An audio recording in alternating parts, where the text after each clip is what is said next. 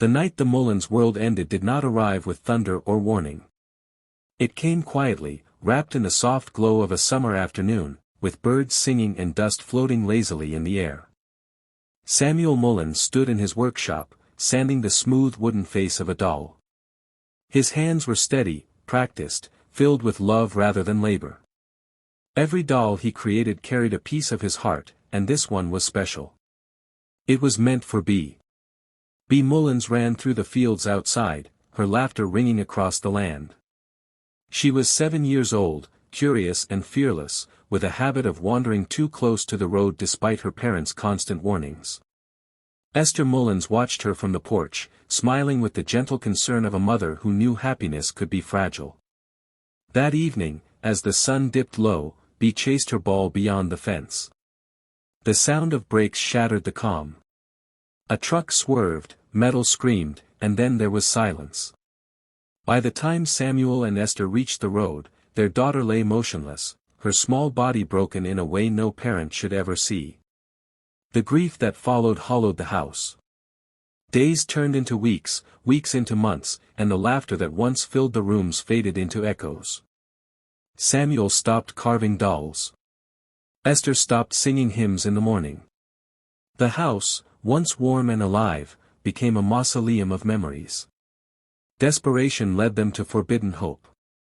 One night, as rain tapped against the windows, Samuel heard a voice whispering Bee's name. It promised reunion. It promised relief from pain. The entity that spoke claimed it could bring their daughter back, but only if they welcomed it into their home. Blinded by grief, they agreed. The presence arrived unseen but felt everywhere.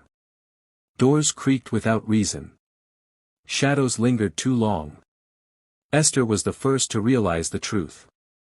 The thing that answered them was not their child. It was something ancient, patient, and hungry. In terror, Samuel carved one final doll. Janice could not explain why the locked room pulled at her thoughts like a magnet.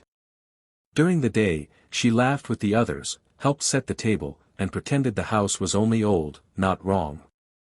But at night, when the lamps were extinguished and the halls fell silent, the pull returned. It felt personal, intimate, as if something knew her weakness and spoke directly to it. The first time she entered the room, it was not by choice. She woke to the sound of her crutches scraping across the floor. Her body moved before her mind caught up.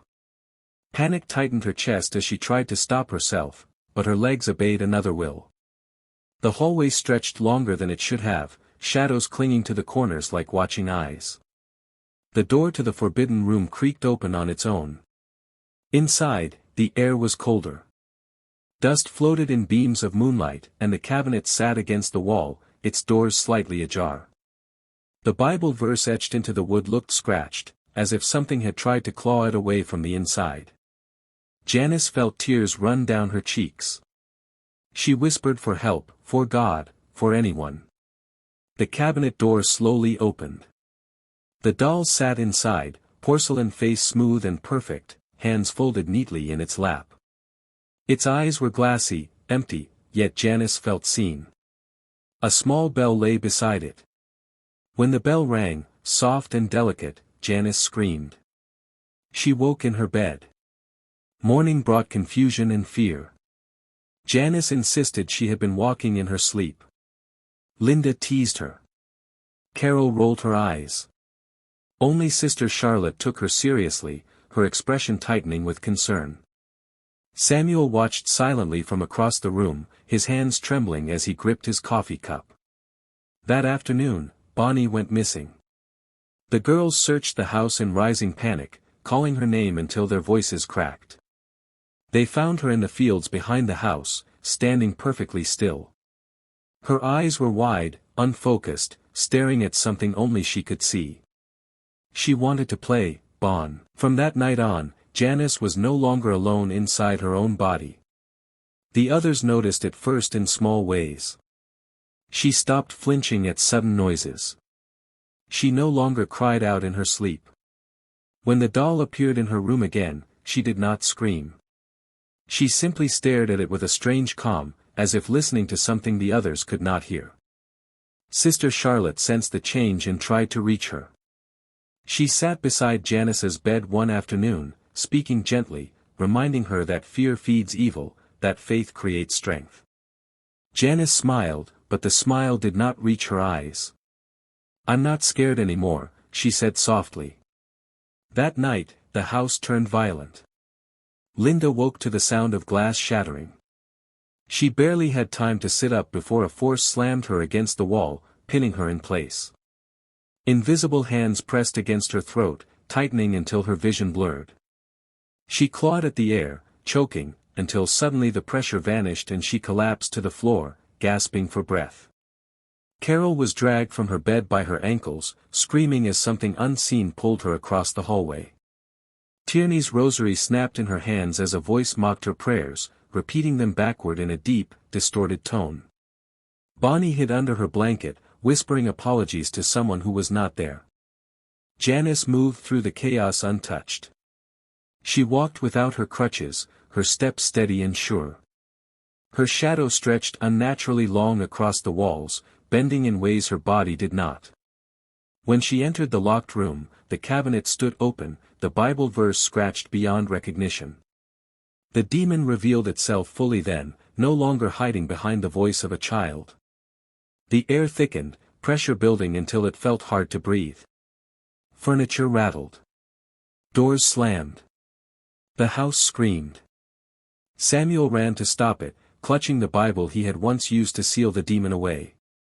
He shouted prayers, his voice cracking with fear and regret. The demon answered with laughter.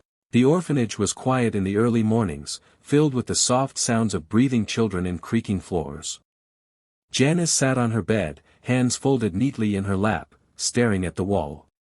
To anyone watching, she looked peaceful. Normal. But beneath the calm surface, something old and patient waited. The doll sat inside her suitcase, wrapped carefully in cloth. It did not need to move anymore. It had learned a better way. The couple who adopted her were kind. They believed love could heal anything. Janice listened politely as they spoke of fresh starts, of new names, of a future filled with hope. When they asked if she wanted to come home with them, she nodded and smiled. On the drive away from the orphanage, she watched the road with quiet interest. Power lines hummed overhead. The world felt open again. The demon felt it too. After years of confinement, it was finally free, carried not by wood and porcelain, but by flesh and blood.